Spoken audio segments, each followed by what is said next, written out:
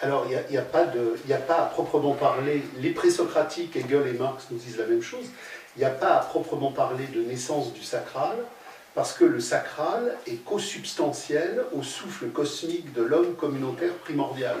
C'est-à-dire, dès que dans l'ordre des différenciations biologico-anthropologiques, les premiers primates hominidés ont émergé, contrairement justement aux premiers primates qui n'étaient pas hominidés, l'homme a eu, Marx dit, des spécificités différentielles. C'est-à-dire, bon, le singe use d'outils qui sont là.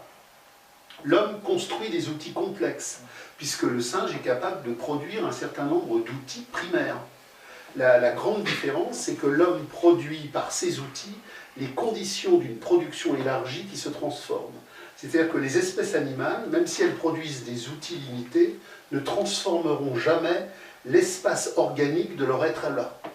L'homme produit une transformation par son intentionnalité.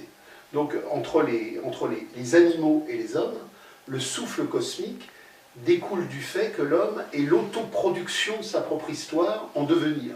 Les chimpanzés du fin fond de l'Afrique n'ont pas évolué dans leur mode sociétaire contemporain par rapport à leurs illustres ancêtres de plusieurs millénaires, sauf que des modifications dues aux transformations que l'homme leur a imposées leur a fait bouger un certain nombre de choses. Ce qui est la production automouvement de l'humanité, c'est qu'à partir du moment où l'homme émerge, il y a un devenir infini qui se met en mouvement. Et le souffle cosmique, dès que l'homme est en relation d'appartenance, il est là. Les premiers Sioux étaient dans le souffle cosmique. Les premiers Germains étaient dans le souffle cosmique. C'est-à-dire que le souffle cosmique n'est pas une révélation. Il est une immanence. Et comme dit Hegel, le sacral n'est pas l'autre du monde, ce qui va émerger d'une manière complètement cristallisée et paranoïaque dans les monothéismes, pour qui Dieu est tout à fait l'autre du monde. Dieu n'est pas en le monde. Dieu est l'autre du monde qui codifie l'ordre du monde. Pour les traditions primordiales cosmiques, le divin, puisque Dieu n'existe pas, le Dieu est une dégénérescence du divin. Le divin, qui est impersonnel, c'est l'automouvement unitaire de la totalité du monde, et ce divin, c'est l'automouvement sacral du cosmos. Dans ce cas-là, c'est sur ta question. Bien sûr. Dans ce cas-là, le sacral, il est formulable, en fait, qu'à partir du moment où il est fissuré, et à partir du moment où il n'est plus... Exactement, ça c'est très important. C'est-à-dire que les gens ne signifient, et c'est pour ça que la philosophie grecque, les présocratiques vont émerger au moment où l'unité brisée apparaît dans toute sa splendeur. Il y avoir conscience du sacral avant... Voilà. L'homme a pris conscience du sacral en termes de conscience disciple avec les présocratiques, parce que précisément, l'unité brisée faisait question. Il n'y aurait jamais eu de philosophie s'il n'y avait pas eu l'unité brisée. D'ailleurs, les Sioux n'ont pas de philosophie, et les Germains profonds n'avaient pas de philosophie. C'est les Grecs archaïques qui ont philosophé, parce que c'est eux qui, à ce moment-là, ont vécu l'unité scindée. Est-ce qu'ils avaient des dieux? Quelques religions que ce soit? Ah non, il n'y a Les pas Germains, on est sur du zéro. Ils ont, les Germains, à partir du moment où ils quittent la forêt profonde archaïque, passent du sacral à la religion. Il va donc falloir personnifier de façon fétichiste les hiérarchismes et les pouvoirs. Le chamanisme, par exemple. Le chamanisme est une dégénérescence. Le chamanisme, ce n'est pas la sacralité première. C'est une sacralité qui déjà crée un homme en référence. Dans la communauté archaïque du sacral absolu, il n'y a pas de médiation. Vous prenez les chasseurs de Papouasie-Nouvelle-Guinée qui ont été exterminés au siècle dernier. Les derniers travaux qui ont été menés par des anthropologues allemands nous ont fait découvrir qu'il n'y avait pas d'homme médecine. Dans la communauté de Papouasie-Nouvelle-Guinée profonde, dans cette forêt aux 1000 fleurs, cette forêt primaire, chaque membre de la tribu connaissait les 3000 plantes et connaissait les 3000 manières d'accommoder les 3000 plantes. L'émergence du sorcier, de l'homme chaman ou de l'homme médecine marque déjà une dégénérescence. Alors justement, Marx le montre très bien, il ne faut pas avoir une vision religieuse homogène. Il faut avoir une vision religieuse hétérogène. La religion, à partir du moment où le sacral a été cassé, dit la domestication. Mais elle dit la domestication à travers les appareils, les pouvoirs d'État et les sommités ecclésiastiques. Mais il y a, dans le même temps, dans le tréfonds des gens assujettis à cette domestication, une volonté de, c'est pour ça que qui dit histoire des religions, dit Marx, dit histoire des hérésies. Il y a constamment des conflits intérieurs au sein de toute histoire religieuse pour retrouver une pureté première. Alors c'est une pureté première aliénée, mais qui n'est pas que aliénée. Elle indique quelque part l'ancestralité du cosmos primordial.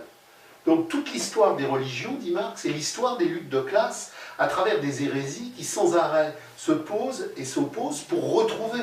C'est-à-dire que le propre d'une religion, c'est à un moment donné de fixer. Le propre d'une hérésie, c'est à un moment de dire que la fixation est négative et mystificatrice. Donc il y a un dialogue interne à toutes les religions, même si certaines religions sont beaucoup plus dynamiques et radicales que d'autres, alors que d'autres sont beaucoup plus asservissantes et despotiques. Mais ce qui est intéressant, c'est que la trame dialectique d'une religion par ses hérésies est la trame de tous les conflits qui posent et opposent sans arrêt cette relation et ce regard au cosmos qui justement doit constamment être revu, reconquis et analysé. C'est pour ça que la formule de Marx, la religion est l'opium du peuple, n'est absolument pas compris. La religion est l'opium du peuple, ça ne veut pas dire la religion, entre guillemets, c'est négativité, point. Ça veut dire que la religion est l'opium du peuple, au sens où après la cassure du cosmos premier, après la perte du sacral primordial, la religion est ce lieu qui permet aux souffrances des hommes une multitude de réagissements négatifs, positifs, parce que par la religion, qui est une négativité en ce sens qu'elle cadenasse le sacral, l'homme recherche une positivité pour retrouver justement cette primordialité où il n'était pas cassé de lui-même. Donc il faut toujours... c'est pour ça que Hegel et Marx, c'est quelque chose de très profond, parce que la dialectique nous dit que le vrai n'est pas la vérité. Vous avez la vérité comme synthèse du vrai et du faux. Dans la pensée statique aliénatoire, il y a le vrai et il y a le faux. C'est simple, c'est vrai ou c'est faux. Et dans la pensée dialectique, telle que Hegel, Marx, à la suite des présocratiques la synthétisent, il y a la vérité. Et qu'est-ce que la vérité? La vérité, c'est l'unité du tout. En tant que la vérité est la compréhension dialoguiste radicale qui permet de comprendre la liaison vrai-faux. Le vrai et le faux se parlent. Et c'est dans le langage que le vrai et le faux mettent en mouvement et épousent qu'émerge la vérité qui est la synthèse des deux. Je prends un exemple tout bête sur le terrorisme aujourd'hui. Bon, le terrorisme, c'est les djihadistes ou le terrorisme, c'est l'État. La vérité, c'est de comprendre la dialectique manipulatoire du chaos de la marchandise qui fait que le vrai, c'est toujours l'État qui centralise le terrorisme. Le faux, les filières djihadistes sont totalement manipulées par les services. Dans cette dialectique du vrai et du faux, j'ai dans une unité supérieure la vérité. Mais le vrai et le faux s'opposent en termes statiques que je dois dynamiser par une dialectique des profondeurs qui me fait accéder à la vérité. Et la vérité est l'unité du vrai et du faux. Donc la vérité est une forme supérieure dialectique. L'histoire n'est rien d'autre que la nature prenant conscience d'elle-même. Le savoir de la communauté première n'est rien d'autre que le mouvement cosmique de son immanence prenant conscience de lui-même. Toutes les écoles de la tradition sont obligées de mettre en marche un déclic externe à l'immanence. Il y a une révélation, une transmission, quelqu'un qui, une ouverture qui, mais c'est jamais l'immanence du total cosmique. Et donc la grande rupture, elle est là, c'est qu'à un moment donné, la communauté première, par l'échange, est scindée, émerge le travail, l'échange, à un moment donné la monnaie, la prêtrise, l'initiation, l'ésotérisme et la tradition du savoir. Il faut enseigner aux hommes le souffle de vie. Alors que dans la communauté première, on n'enseigne pas le souffle de vie. Le souffle de vie est vivant, il vit et il souffle. À partir du moment où je vais voir quelqu'un où j'ai besoin d'assumer un enseignement, je suis dans l'imposture de la dégénérescence religieuse. Le souffle sacral ne s'enseigne pas à travers un monsieur ou une dame qui va me communiquer, il est le tout du groupe dans son mouvement spontané, sans moment séparé. Il est simplement le souffle du jouir cosmique. Et le Christ radical, du coup, c'était pas de la religion? Ah, le Christ radical, mais pas... Le Christ... Alors c'est là où il faut retraduire les évangiles dans une vision radicale sur le texte grec et sur le texte arabéen. Le Christ n'a pas fondé d'église, le Christ a fondé une assemblée d'amour en l'amour de l'être. Il n'y a dans les évangiles aucune structure de production ecclésiastique, politique, péripolitique. C'est-à-dire que l'Église s'est constituée à la droite de Constantin, comme dans la crise des vieux systèmes paganistes d'ancien régime romain, il n'y avait plus moyen d'unifier la décomposition de la rente frontière romaine sur un autre modèle qu'une universalité, puisque toutes les provinces étaient en déliquescence. Il fallait donc les unifier à travers un corpus universel, parce que la crise romaine avait détruit toutes les localités et toutes les périphéries, et donc Constantin a créé un système universel à travers une église. Alors le problème, c'est que la puissance du Christ est tellement forte que la puissance cosmique du souffle du Christ, même encaserné dans une église institutionnelle, continuait à percer. C'est ça le gros problème. Mais il y a Raoul Vaneigem qui a pas mal écrit sur... Enfin, je sais qu'il a écrit sur les origines du christianisme et pour lui, le Christ n'a jamais existé. Ce serait plutôt une invention de Paul de Tarse. Oui, mais bon, il s'était très très mal documenté. On a des preuves historiques que...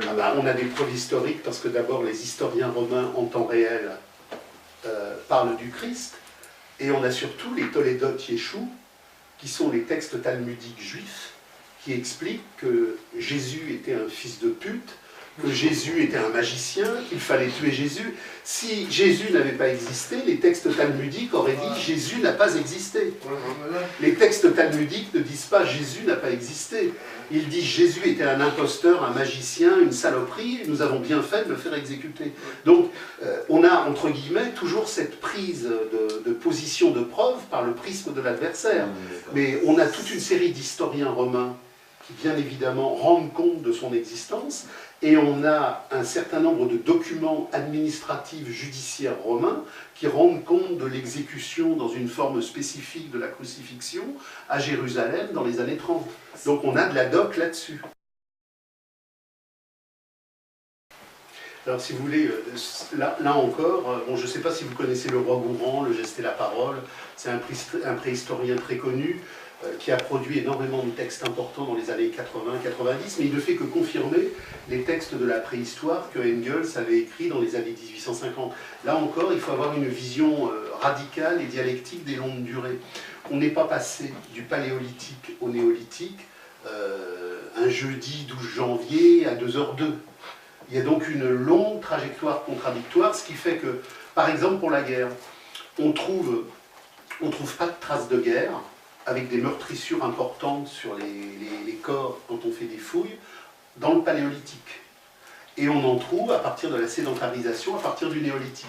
Mais avant le néolithique, dans la dernière phase du paléolithique, ce qu'on appelle le mésolithique, qui constitue une phase intermédiaire, on voit que déjà s'accélère dans les fouilles la découverte d'os humains broyés et cassés. Donc on voit que déjà, et ça ce sont toutes les problématiques méthodologiques que Hegel et Marx ont montrées sur le déterminisme de l'histoire, on voit que toute phase qui émerge est déjà pré-émergente dans la phase antérieure. Donc, pour la commodité du comprendre, on dit qu'effectivement c'est à partir du néolithique qu'émerge la fracture, mais bien évidemment, dans le mésolithique, qui était un temps antérieur, elle commençait déjà à travailler. Il y a quelque chose, on pourrait dire que le mésolithique est la phase d'accouchement du néolithique.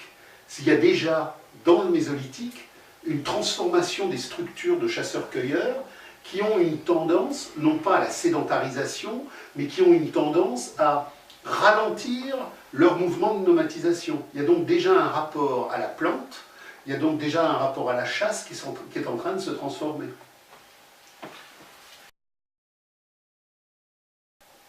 Alors le processus, il est posé d'une manière très simple. Marx nous dit le communisme est le mode de production du naturalisme achevé, de l'homme total, émancipé de toute aliénation, en ce sens qu'il est la conscience universelle de l'universel conscient. Les premières communautés ne sont pas universelles, elles sont localistes. Et par ce fait qu'elles sont localistes, elles ne peuvent pas avoir d'autres rencontres que conflictuelles. Je dis souvent, par exemple, que les Sioux et les Cheyennes sont communistes, que les Ponis, même s'ils sont à un stade de développement un peu plus ultérieur, laissant entendre le passage éventuel à l'agriculture, sont quand même globalement dans une structure communiste. Pourtant, les Ponis et les Sioux se font la guerre. Pourquoi? Parce que le communisme primitif est un communisme qui n'est pas simplement localisé spatialement, il localise spatialement la conscience dans le limité. Moi, je suis Sioux, toute ma communauté Sioux et moi, et je suis communistement la communauté Sioux. Par contre, parfois, on va organiser un jeu et on va aller attaquer les Ponis pour leur piquer des chevaux. Parce que les Ponis ne sont pas des Sioux. Le Sioux n'attaquera jamais un Sioux, mais il va attaquer un Poni. Parce que dans la communauté des hommes, ce qui est très intéressant, c'est que très souvent, dans l'archéologie linguistique de ces communautés, si vous demandez par exemple qu'est-ce qu'un Guayaki, et que vous traduisez les mots par lesquels il dit « nous sommes des Guayaki », cela veut dire « nous sommes les hommes ».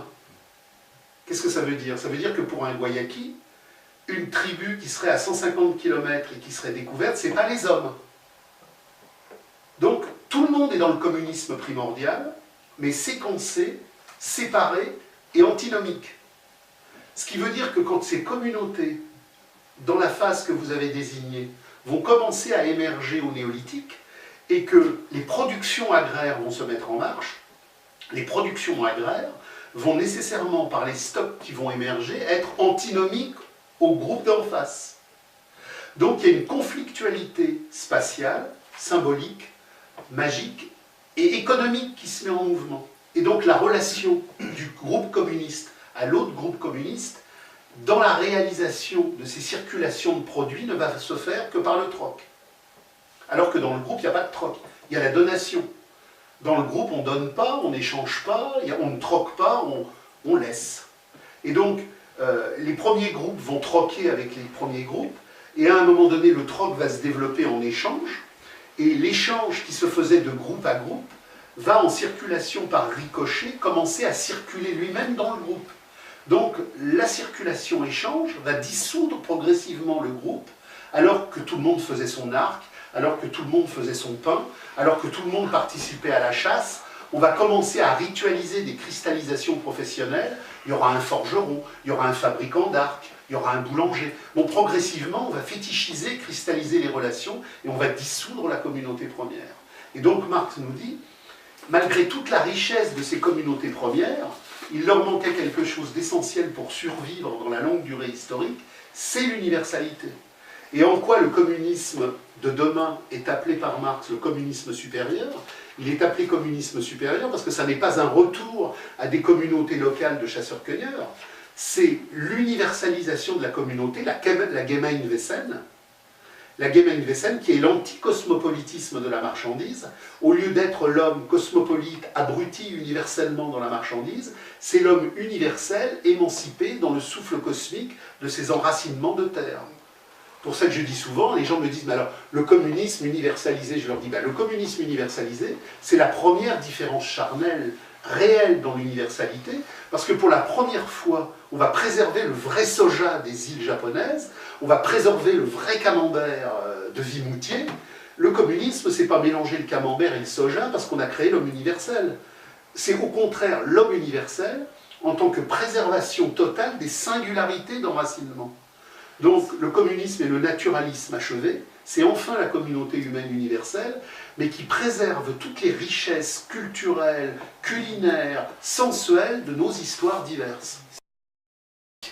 Voilà. Et si vous voulez, sur le sujet, indépendamment de Karl Marx, la question juive, lisez Abraham Léon, la conception matérialiste de la question juive. Abraham Léon est mort en camp de concentration pendant la Seconde Guerre mondiale. Il a repris le travail de Marx sur la question juive, mais en le périodisant à travers toute une étude documentaire, période par période, Moyen-Âge, Orient, Afrique, la Renaissance, l'Europe classique, l'Europe moderne, et c'est un bouquin qui est extrêmement intéressant. Et ce qu'il faut bien comprendre, c'est que l'émancipation de l'humanité se fait contre tous les États, contre toutes les religions, contre toute paranoïa territoriale. L'homme de l'être est un homme de l'infini. C'est l'homme qui est dans la communion universelle. c'est l'homme qui ne se rétracte pas sur une entité aliénatoire.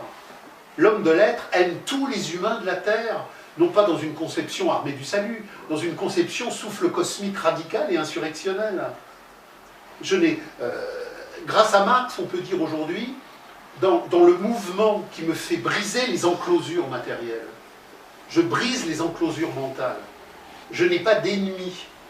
Tout être humain en face de moi est un homme avec qui je veux dialoguer pour avancer contre toutes les pensées étatiques et contre toutes les pensées économiques. C'est ça qui est décisif. Et c'est là où Marx retrouve, à travers le naturalisme achevé, la position du Christ. Vous lisez le texte de Engels, Les origines du christianisme primitif, il montre en quoi le christianisme primitif est une insurrection de l'être contre toutes les domestications, contre tous les pouvoirs, contre tous les asservissements. Donc il y a un lien entre les présocratiques, Hegel, le Christ, Marx, le mouvement générique de retour à la communauté humaine pour expliquer à tout le monde qu'il y a un acte d'émancipation nécessaire. Et votre ami juif dont vous parlez, qui a du mal à la question juive, il faut lui montrer que nous sommes tous encasernés, que nous sommes tous emprisonnés et que Marx lui donne en quelque sorte un manuel de désincarcération. Et ton amie, je crois qu'elle parlait plus de la culture juive, des valeurs, des traditions. Elle parlait, voilà, elle dit c'est toute une histoire, c'est une culture. À ce moment-là, il faut lui dire de faire la distinction entre la culture, les traditions et vraiment le religieux, c'est-à-dire le code de conduite. Mais surtout qu'elle est juive, mais elle est athée. Ah ouais, c'est ça. C'est ce que dit Marx, la nationalité chimérique. Ouais. C'est quoi? C'est quoi?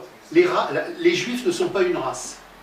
Les juifs ne sont pas une religion, elle est athée. Alors c'est quoi?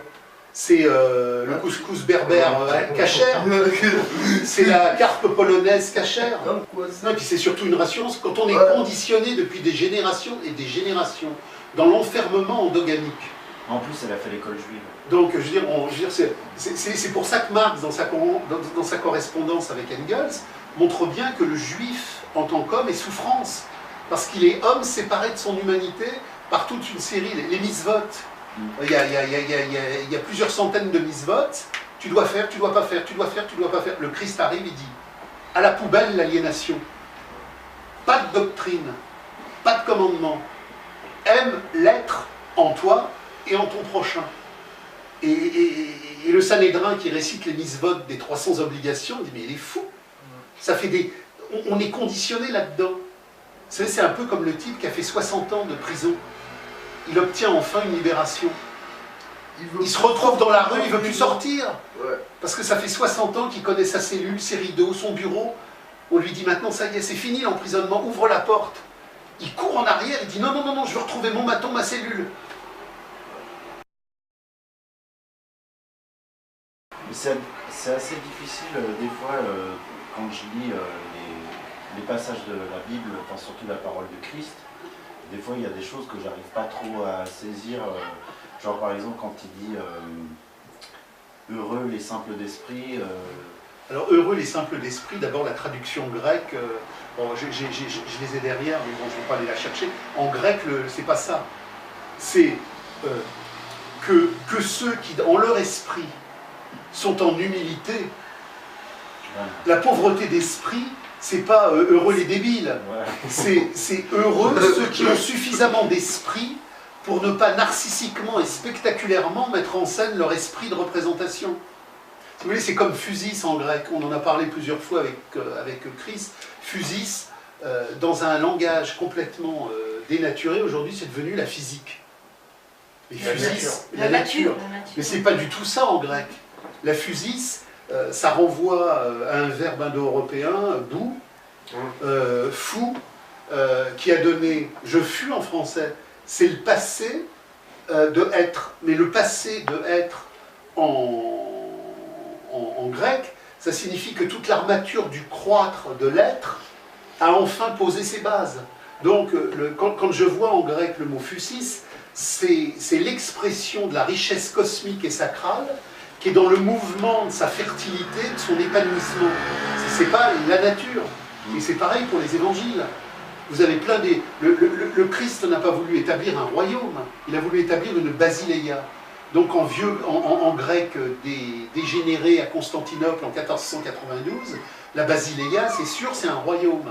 Mais à l'époque où parle le Christ, la Basileia, c'est aussi simplement la rayonnance. Donc personne n'imagine que le Christ se réclame d'un royaume, il se réclame d'une rayonnance. Donc il faut tout retraduire. C'est vrai que les paraboles sont pas faciles à comprendre. Souvent, Et puis il y a plein de traductions. Vous avez une Ouais. traduction justement recommandée ou un livre qui expliquerait la manière pour la Bible Pour le Christ. Parce qu'il faut absolument savoir lire le grec pour pouvoir vraiment... Oui. Mais moi, si vous voulez, j'ai eu la chance, alors, j'ai beaucoup travaillé l'évangile de Jean en grec, les autres un peu moins.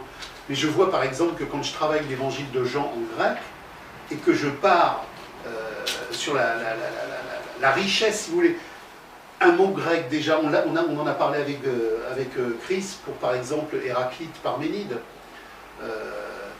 Quand je prends une phrase par exemple de Parménide qui fait 4 mots, si je veux la traduire de manière intelligente, il va m'en falloir au moins une quinzaine en français. Parce que chaque mot grec a un déroulé. Et le mot français que je vais prendre, il n'a pas le déroulé, c'est un sécateur qui coupe. Donc j'ai coupé mon flux. Donc il faudrait retraduire tout ça. Et moi j'ai commencé à lui traduire à Chris des passages d'Héraclite ou de Parménide. Je pense que le plus facile c'est Héraclite ou Parménide parce qu'il n'y a pas beaucoup de textes.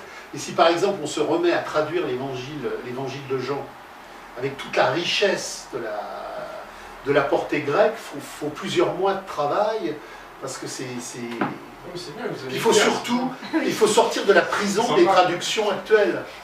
Votre truc là sur heureux les pauvres d'esprit, c'est incroyable. C'est un contresens, quoi. Alors c'est un contresens, mais qui nous dit l'institutionnalisation du Christ. C'est pas forcément une manipulation. Le traducteur qui est normaté dans un cheminement institutionnel qui veut désubvertir le Christ, spontanément, sans méchanceté, il peut traduire statiquement. Est-ce qu'on n'a pas le même problème avec l'allemand, avec Marx et les Alors, traductions Alors justement, avec avec des exégètes avec l'allemand, pas très- avec Marx, on a une chance inouïe, c'est qu'on a la traduction Gallimard qui a été faite par Maximilien Rubel, qui était dans la mouvance de toute une histoire conseilliste radicale, et donc qui a permis entre autres de montrer les falsifications lénino-staliniennes. Par exemple, dans l'idéologie allemande, vous avez un passage où Marx dit « il faut abolir le travail et abolir l'État ». C'est clair, c'est net. Les lénino-staliniens traduisent « il faut abolir le travail salarié et cet État, l'État bourgeois ». Mais Marx est mort. Ce qu'il faut vous... J'ai des fois des gens alors, qui sont borderline, illuminati. Marx avait une vie bourgeoise, il avait beaucoup d'argent, etc. Mais ils me le disent souvent, hein, franchement. Alors Marx a vécu toute sa vie comme un clodo. Il bossait pas, il passait ses journées au British Museum pour tout lire. Il lisait tous les journaux et il lisait tous les bouquins. Et comme on ne pouvait pas emprunter les bouquins, il recopiait. La nuit, il resynthétisait. Et sa femme, parce qu'il avait une très mauvaise écriture, sa femme corrigeait et réécrivait. Ils étaient dans une misère noire, ils bouffaient que des pommes de terre, ils ont vécu des hivers terribles, les enfants sont morts de faim et de froid. Et il y avait Engels, qui avait donc une usine, qui lui envoyait une partie de ses revenus régulièrement pour pas qu'il soit mis à la rue. Des tas de fois dans la correspondance, Marx écrit à Engels, c'est la catastrophe, on n'a pas mangé depuis 2 jours, les enfants sont en train de crever de faim, on va être mis sur le trottoir, etc. Et à la fin de sa vie, Engels, dont le père était donc directeur d'une grande usine, enfin propriétaire d'une grande usine, voilà, est devenu patron de la filature. Et ce jour-là, il a versé un salaire à Marx tous les mois. Et ce jour-là, Marx a commencé à plus avoir des pantalons troués, des chemises sales, ils ont commencé à manger de la viande, il a commandé plus de vin, il adorait le Bordeaux, mais enfin, ils étaient, mais vous pouvez vous imaginer, une misère noire. Mais il ne pouvait pas vivre un petit peu de ses écrits Alors, il a écrit quelques articles pendant un moment sur le New York Daily Tribune, mais il était payé à la pige, quoi, il n'avait rien du tout. Ouais. Donc Marx a vécu un enfer toute sa vie, il était couvert de furoncles parce qu'ils avaient des déficiences alimentaires, ils avaient froid, ses enfants sont morts de faim, enfin je veux dire, c'est une misère noire. Et sa femme, qui était donc issue de la grande noblesse prussienne, dont le frère à un moment donné a été ministre de la police, s'est rongé la santé et elle a rongé sa dot. C'est-à-dire qu'elle avait un peu de vaisselle, un peu de linge et tout, elle a tout donné, tout donné. Alors c'est une superbe histoire d'amour, mais c'est en même temps une histoire mais qui est d'un tragique. C'est un tragique inimaginable. C'est-à-dire qu'il a voué sa vie à l'émancipation de l'humanité en sachant que quand il avait commencé à travailler, il avait le fil. Il a réécrit le Capital 20 fois, parce qu'il n'arrivait pas, il avait le fil mais il n'y arrivait pas. Et un jour, il a relu une vieille édition de la logique de Hegel, et il a compris, grâce à la logique de Hegel, le problème forme, apparence, substance, et là, tout ce qu'il avait noté sur ses cahiers, qu'il avait réécrit, brûlé, réécrit, a enfin pris forme. Parce que grâce à la dialectique de Hegel, il a enfin pu donner une véritable conception logique et totale à ses carnets. Et je pense que toutes ces interprétations justement sur Marx et l'argent, etc., viennent aussi un peu de la mauvaise traduction du fameux « je ne suis pas marxiste ». Enfin, c'est un truc qui revient. Non, mais il n'y a pas que ça, il y a un truc qui circule, une lettre hypothétique d'un rabbin en liaison avec Rothschild, qui explique que Marx et Rothschild sont de concert pour une prise, mondiale du pouvoir. Mais cette lettre-là, c'est un truc qui n'a jamais existé. Cette lettre-là, c'est comme la mort de Giordano Bruno. On m'a envoyé tout un truc sur Giordano Bruno. Giordano Bruno n'a jamais été brûlé à Londres. Il n'y a jamais eu de procès de Giordano Bruno. Les mouvements protestants émancipateurs des Lumières ont inventé 2 siècles après la mort hypothétique de Giordano Bruno l'assassinat de Giordano Bruno. Mais il n'y a pas une seule archive de Giordano Bruno sur Giordano Bruno en temps réel. Plusieurs siècles après, on invente un conte. C'est ça la dialectique mystificatrice de l'histoire. C'est comme les 750 000 fusillés. Le parti communiste stalinien français avait eu 750 000 fusillés. Alors pendant des décennies, on a chanté les 750 000 fusillés. Puis il y a un jour, un type dont j'ignore le nom, mais j'ai le bouquin, je me souviens plus, il m'a dit bon, il faudrait quand même élucider le dossier. Donc il est parti aux archives, il a travaillé, il y a 3 000 fusillés. Mais l'histoire, c'est ça. Ouais. C'est l'inflation mythologique et la dissimulation du réel. Le monde judéo-calviniste est par essence un monde exterminateur, alors que le monde catholique, qui résulte encore d'un polythéisme cosmique. Le monde catholique est pagano-christique.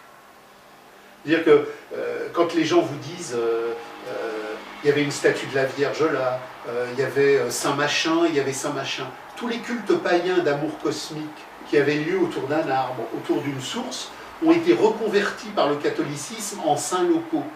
Donc le catholicisme institutionnel, qui était donc une institution qui visait à enfouir le message du Christ, n'a pas pu l'enfouir en totalité dans la relation à l'être, et donc l'Église catholique, en Europe occidentale, a, entre guillemets, absorbé le paganisme dans une forme, disons, naturelle et charnelle. Contrairement à ce qu'on croit, le catholicisme est assez jouissif. Je veux dire que dans les pays médiévaux catholiques, on aime le vin, on aime la danse, on aime la ripaille. La catholicité méridionale est jouissif. Le monde judéo-protestant nordique est profondément névrotique. Un truc très bête, par exemple, sur lequel les gens se sont peu penchés, c'est le problème de la confession. Le fait que les catholiques aient un confesseur, ça les renvoyait à l'universel. La personne qui venait se confesser, elle ne venait pas simplement raconter ses péchés, elle se mettait en situation, par cet interlocuteur privilégié, de parler et de s'ouvrir au monde. Alors que dans le judéo-protestantisme, en particulier dans la société calviniste complètement schizophrénique, le péché est enfermé. C'est-à-dire que le péché ronge, le péché érode et le péché détruit.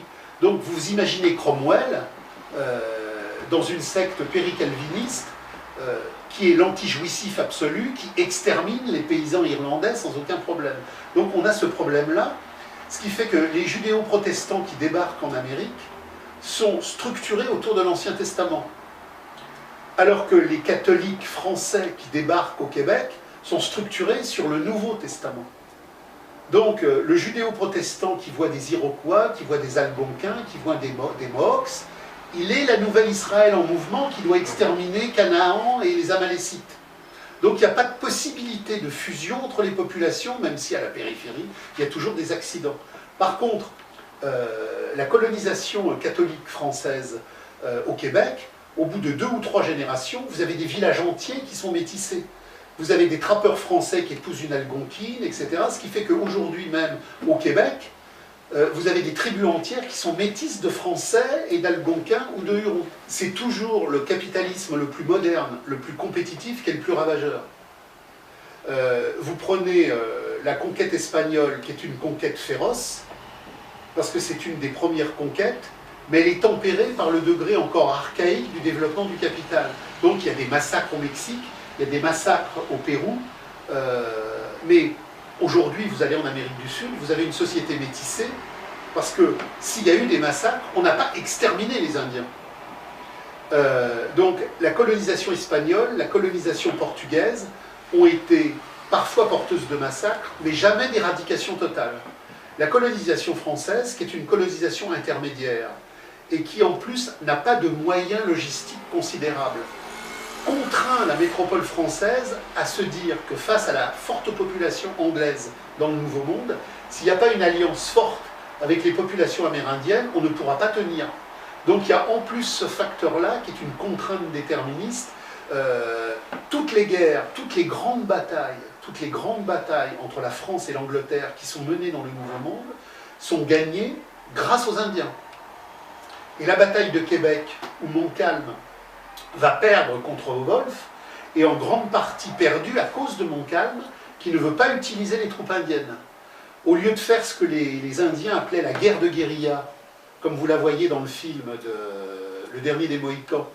Vous voyez le film Le Dernier des Mohicans, on voit, après la reddition de Fort Carillon, Montcalm qui laisse partir les Anglais. Et on voit à un moment donné les alliés indiens des Français qui exterminent toute la troupe anglaise qui part, parce que comme les Anglais étaient des exterminateurs, il ne peut pas y avoir d'accord avec les exterminateurs.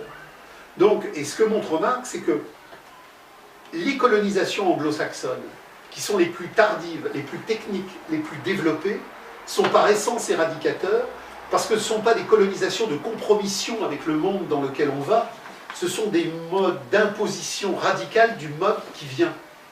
Donc, en Amérique du Nord anglo-saxonne, à part quelques réserves où il y a des casinos et des usines à alcoolisme, où l'on fait croupir les derniers vestiges, il n'y a plus d'Indiens. Par contre, au Québec, vous en avez, et en Amérique du Sud, vous en avez. Donc la colonisation anglo-saxonne a été terrifique. Terrifique. C'est pour ça qu'aujourd'hui, il y a une écriture de culpabilisation qui est mise en marche, à la fois par les valets de l'ordre impérialiste américain en France, c'est-à-dire les préfets allemands, les préfets français, parce que les États allemands et français ne sont que des sous-préfectures de l'ordre américain.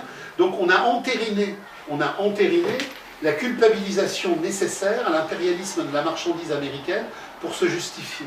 On fait croire que les colonisations européennes et françaises en premier lieu étaient pires en Afrique, alors que ce que l'Afrique a vécu, puisque toute colonisation est productrice de sang, de larmes, est quand même à des années-lumière de ce qu'ont vécu les Amérindiens. Mais donc le jeune des banlieues aujourd'hui, qui est un culte et qui vénère l'ordre américain, dit vraiment les Français en Algérie c'était terrible, mais pour lui Los Angeles, San Francisco, c'est merveilleux, il n'y a plus de Cheyenne, il n'y a plus de Sioux, il n'y a plus de Dakota, vous pouvez prendre votre voiture à Boston et aller à Los Angeles, chaque État marque généralement une implantation de tribus indiennes. Il n'y a plus personne. Par contre, alors le comble du fétichisme de la marchandise, c'est que tous les outils de mort de l'impérialisme américain portent le nom d'une tribu indienne. Vous avez les hélicoptères Apache, vous avez le missile Tomahawk, vous avez c'est sublime comme... Ils les ont non seulement exterminés, mais ils prennent leur nom pour jouer avec leurs gadgets impérialistes. On ne retrouve pas l'humain dans un espace. Moi j'adore la terre, j'adore la forêt, j'adore me balader avec Kaya, courir dans les champs, et je préfère effectivement la nature à la ville. Et vous avez plein de gens qui font un retour à la vie, un retour à la campagne, narcissique, environnementaliste, pas du tout radical. Et il faut là rappeler tout le rôle contre-révolutionnaire de l'écologie. L'écologie l'écologie, c'est une science du capital. C'est-à-dire que nous aimons la Terre en tant que cosmos sacral, nous ne l'aimons pas en tant qu'environnement de production. L'écologie, il y a Oikea, comme économie. L'écologie, c'est le supplément d'âme de l'économie à un moment donné où l'économie va mal. Mais c'est la même étymologie. Dans une communauté, il n'y a pas d'économie, parce qu'on ne travaille pas, on produit. Et dans une production communiste, on n'a aucun souci pour l'environnement, on s'en branle, parce qu'il n'y a pas d'environnement. Il y a le cosmos de notre appartenance à la terre de vie. Il n'y a donc pas d'écologie, puisque la terre est notre substance.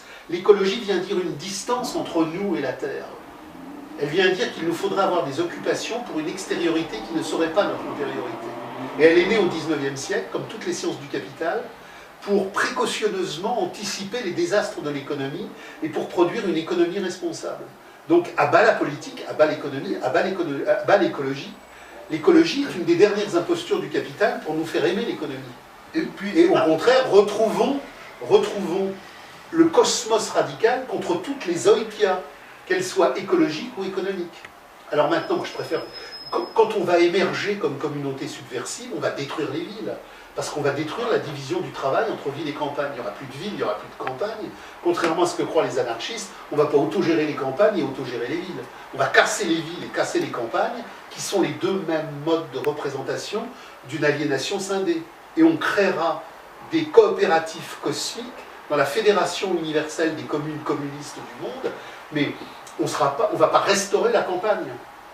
Comment casser la ville? Comment casser la ville? Et bien casser la ville, la défense est une énorme orgie de béton, d'horreur, de métal et de glace.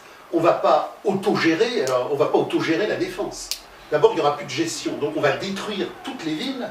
Alors après, les communes organiseront leur plan de vie comme elles le voudront, elles préserveront des espaces qu'elles conserveront à titre historique, il y aura mille manières d'organiser la vraie vie, mais toutes ces horreurs, les tubes à voiture de San Francisco et Los Angeles, il faudra les détruire. Donc il faudra restaurer. On est bien sur une destruction physique généraliste. Ah bah bien sûr. Puisque l'ensemble des villes, c'est pas uniquement les petites villes. Oui, donc on est bien sur ce phénomène-là de destruction généraliste. Donc les premières générations, c'est pour ça que Marx parle dans la vision du communisme inférieur, dans la vision du communisme supérieur, du communisme demain, il parle d'une phase de transition. Mais cette phase de transition n'est pas hors communisme. La phase de transition abolit immédiatement les catégories du capital. La phase de transition, c'est le communisme sans l'abondance communiste supérieure. C'est toute cette phase où on hérite de la merde de l'économie politique, les déchets nucléaires, les villes pourries, les réseaux urbains dégueulasses, et qu'il faut tout réhumaniser. C'est-à-dire qu'on hérite d'un espace inhumain. Cet espace inhumain, on ne peut pas le garder, l'administrer de la manière la moins mauvaise possible. Il doit être détruit, parce qu'il est anti-humain. Vous prenez les gigantesques inondations qui ont eu lieu dans le sud-est. Elles n'ont pas eu lieu par hasard. Elles ont eu lieu parce que depuis 40 ans d'urbanisation délirante, on a bétonné, et que quand un cours d'eau se met à déborder outre mesure, les zones par lesquelles il pouvait défiler n'existent plus. Donc il va falloir détruire tout le bétonnage de la Côte d'Azur. On va avoir effectivement un labeur gigantesque, mais qui participera de notre réhumanisation cosmique. Mais justement, pour le nucléaire, moi, c'est vraiment quelque chose qui me... J'ai voyagé en Blablacar avec un jeune ingénieur nucléaire. Il m'a dit, il n'y a pas de problème, tout est bien. Effectivement, ceux qui travaillent dans le nucléaire, j'ai une collègue, effectivement... Ils intègrent le dispositif mental de l'entreprise. C'est fou, hein. Mais justement, pour le nucléaire, il va forcément y avoir des gens qui vont aller mettre les mains dans le cambouis et qui vont être obligés d'aller démanteler... Tous les députés prisonniers auront le choix. Mais le sacral, c'est la communion. Le sacral est la communion avec le cosmos. Bon, moi, j'ai un chien que j'adore. Quand je suis avec mon chien, je ne suis pas avec un chien, je ne suis pas avec un quatre pattes. Je suis avec une étoile cosmique avec qui j'ai une relation de tendresse et d'amour. Quand les gens me disent « vous êtes le maître », je ne supporte pas. Je dis « non, je suis le compagnon ». C'est-à-dire que ce chien, il est mal éduqué, mais c'est très bien. Elle est indocile, mais c'est très bien. Et c'est ça aussi l'émerveillement cosmique. L'émerveillement cosmique, c'est un bon repas. Mais c'est un bon repas que vous allez sensualiser. Vous n'allez pas être absorbé par la nourriture en bouffant. Vous allez absorber l'érotisme des plats. Une relation d'amour avec votre compagne, ça ne va pas être un acte sexuel qui fait du bien. Ça va être une communion solaire. Alors maintenant, je vis en ville. Alors je vis en ville, j'ai des enfants, j'ai un boulot en ville, je ne peux pas partir à la campagne. Alors je m'en fous. Je ne vais pas être dupe de l'emprisonnement urbain. Même dans mon emprisonnement urbain, je vais regarder les quelques arbres qu'il y a et je vais avoir des émerveillements cosmiques. Je suis à la ville, mes enfants, dans les quelques endroits où je vais pouvoir les promener avec amour, je vais leur donner de l'émerveillement cosmique. C'est-à-dire qu'on peut avoir de l'émerveillement cosmique comme Edmond Dantès en prison pendant des années dans un cachot. Alors bien évidemment, dans le communisme épanoui de la relation cosmique que nous aurons tous les uns avec les autres, on sera à ciel ouvert dans les beautés des arbres, dans les beautés des forêts, dans les beautés de la cuisine, dans les beautés de l'amour. Et là, on aura l'espace infini d'un horizon illimité. Mais même déjà, le mec qui bosse dans une banque, qui a un boulot servile, cucu, qui l'emmerde, il peut en arrière-cour cultiver du cosmique merveilleux. C'est pas, bien évidemment, que l'espace où on est suractive. Mais le cosmique, c'est d'abord notre cœur intérieur, notre capacité à tout le temps s'émerveiller. C'est un beau mot, ça, l'émerveillement. C'est ça. Mais si vous voulez, la nature, dit Marx, dans son naturalisme achevé, est pleine d'une dialectique infinie de merveilles. Et on ne s'émerveille pas parce qu'on ne sait pas les regarder. On est prisonnier par l'écran. Or, même la balade la plus débile, là, sur les quais, il y a 1000 manières de s'émerveiller. Alors pourtant, je ne suis pas dans la montagne. Si vous voulez, l'émerveillement n'est pas dans l'objet qu'on regarde. Il est dans notre cœur. Donc je peux passer devant un paysage sublime, être un con abruti, et ne rien voir. Là, ils ont fait un pont dans l'Aveyron, un truc débile, là, métallique, que tout le monde... Le viaduc. Le viaduc de Millau. Alors à gauche, vous avez une sublime vallée. Et les mecs viennent photographier le viaduc. Donc ils photographient le viaduc, et à côté, vous avez une superbe vallée. Ils ne photographient pas. Donc l'émerveillement n'est pas dans la nature. Il est en nous, dans notre relation à la nature. Parce que les mecs qui, quand ils tournent le volant, partent du viaduc et regardent, ils ne le voient pas. C'est devant eux. Ils disent, t'as vu, oh, c'est beau ce pont. Mais non, mais c'est ça. L'émerveillement est en nous. C'est pour ça que Marx parle de l'être générique. Le communisme, c'est la substance radicale et naturelle de notre être générique. Qu'est-ce que notre être générique ? C'est cette palpitation passionnelle que nous avons en nous, pour notre compagne, pour une fleur, pour une rivière, pour un bout de fromage, pour un verre de vin, pour une ligne d'horizon, pour plein de choses, des choses toutes simples. Mais vous avez des millions de gens qui, par jour, regardent une ligne d'horizon où il y a des arbres, c'est rien pour eux. C'est le rapport à l'autre aussi. Et c'est le rapport à l'autre. C'est le rapport à l'autre. Tout est relationnel. Marx, dans les thèses sur Feuerbach, nous explique la relation radicale qu'il y a à comprendre que rien n'est fait d'objet. Tout est fait de relation à. Le monde, c'est notre relation au monde. Et ce n'est pas les objets du monde. Alors, l'homosexualité, c'est une catégorie qui se pose aujourd'hui.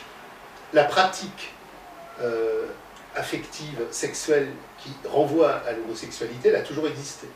La catégorie linguistique, la catégorie spectaculaire, la catégorie médiatique, c'est autre chose. Aujourd'hui, c'est une catégorie spectaculaire, médiatique, surreprésentée. Donc, moi, quand j'analyse l'homosexualité, c'est comme quand j'analyse tout fait social, il n'y a aucun a priori, j'analyse une pratique dans son histoire. Je reconnais aujourd'hui que dans la civilisation démocratique de la valeur d'échange triomphante, c'est une valeur supérieure, et que si je veux être par exemple embauché dans une entreprise moderne et que je dis que je suis homosexuel, je suis beaucoup plus en situation de valorisation que si je dis, vous savez, je suis hétérosexuel et en plus je suis fidèle. Donc, mais par contre, ce qu'il faut plus sérieusement, parce que j'ai des patients qui sont effectivement homosexuels et qui m'ont posé la question en me disant, bon, d'un point de vue philosophique, à travers les présocratiques, à travers Hegel et Marx, comment on pourrait poser le problème de l'homosexualité. Alors, moi, le problème de l'homosexualité, je le pose, comme tous les problèmes, en termes critiques. j'ai une vision critique de la cuisine, j'ai une vision critique de l'histoire, j'ai une vision critique du sport, j'ai une vision critique de la peinture, j'ai une vision critique des animaux, j'ai une vision critique de tout, puisque la pensée radicale est une pensée critique au sens où elle fait sonner les choses. Donc, j'en ai parlé longuement dans le cadre de ces analyses philosophiques avec des patients, et on en a parlé avec Chris dans un entretien, ce qui caractérise par essence, et ça c'est objectif, et ce que je vais dire, il n'y a aucun jugement de valeur, il y a simplement une perspective analytique. Donc, ce qui caractérise la sensation, le sentiment, la pratique ou l'accordance homosexuelle, c'est que le rapport à l'autre fait que l'autre n'est pas un autre, mais un autre même. C'est-à-dire que si moi, j'ai une relation sexuelle avec une femme, mon altérité n'est pas moi. Si je suis homosexuel, mon rapport sexuel est un rapport à une altérité qui est moi, prolongé dans un miroir de moi. Donc il s'avère que dans les communautés de chasseurs-cueilleurs, le lien sexuel premier, c'est ce que dit Marx, c'est ce que reprend Bordiga, c'est le lien de reproduction de l'espèce et du groupe. Donc l'armature centrale d'un groupe de chasseurs-collecteurs dans le reproduire la vie réelle, c'est des actes sexuels hétérosexuels par essence qui reproduisent le groupe et à partir de là, qui font l'histoire en mouvement. L'émergence, alors on sait à travers un certain nombre d'études précises, tant animalières qu'humaines, qu'il y a toujours, ici ou là, des pratiques sexuelles de caractère homosexuel, mais qui sont périphériques, qui ne concernent jamais la centralité du groupe. D'ailleurs, si elles concernaient la centralité du groupe, le groupe ne se serait pas reproduit dans l'histoire, il serait mort par extinction naturelle. Si les chasseurs-cueilleurs avaient connu des groupes radicalement homosexuels en grande quantité, ces groupes se seraient éteints. Est-ce que l'homosexualité est une aliénation, une perversion? Alors, l'homosexualité, qu'est-ce que c'est? C'est un rapport qui, on vient de le définir, fait de l'autre un autre soi-même. C'est donc, par essence première ainsi dite, un rapport qui s'apparente au narcissisme de la relation. Donc le narcissisme de la relation, vous connaissez l'histoire de Narcisse. Narcisse se regardait dans un lac et il s'est trouvé tellement beau qu'il y est tombé. Alors je ne dis pas que toute pratique homosexuelle nous fait tomber dans le lac, c'est pas du tout ce que je veux dire, mais je veux dire que quand je fais une critique radicale du fétichisme de la marchandise, et que quand je fais une critique radicale du fétichisme de la marchandise, au sens où l'objet de la dictature démocratique de la valeur se valorisant, c'est que nous soyons tous réduits à l'état de chosification réifiée, dans un rapport de réification fait de l'homosexualité une valeur importante pour le culte du marché narcissique, puisque quelque part, elle en est une des expressions les plus poussées. Mais quant à moi, je m'en fous. J'aurais rencontré Cocteau et Jean Marais, on aurait passé une très bonne soirée, on aurait mangé de très bonnes choses, on aurait bu, on aurait parlé histoire et cinéma, et moi, je me fous que chacun soit ceci ou cela. Mais non, mais alors, ça, c'est pas acceptable. Non, mais moi, le problème, si vous voulez, c'est que, là encore, on a l'homosexualité en domination réelle et on a l'homosexualité en domination formelle. Je veux dire que, entre Jean Cocteau et Jean Marais, en domination formelle, qui n'ont jamais exhibé leur homosexualité.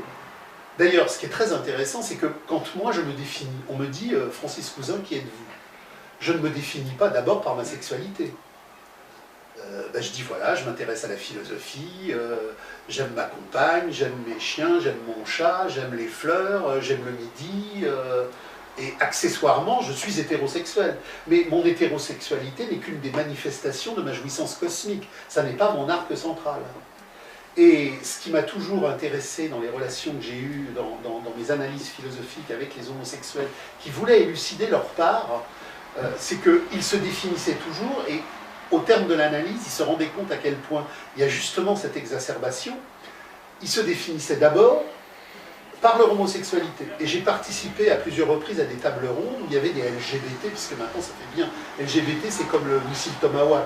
Maintenant on parle avec, on ne définit plus les gens que par des anagrammes, des marques, des postgrammes, etc. Et c'était donc des tables rondes où il y avait des gens LGBT. Les hétérosexuels commençaient la discussion sans avoir l'obligation, au bout de 10 minutes, de déclarer leur hétérosexualité. Ceux qui étaient LGBT était obligé, au bout d'un certain temps, pour marteler cette identité, de dire « moi je suis LGBT ». On s'en fout que tu sois LGBT, on s'en fout que tu sois...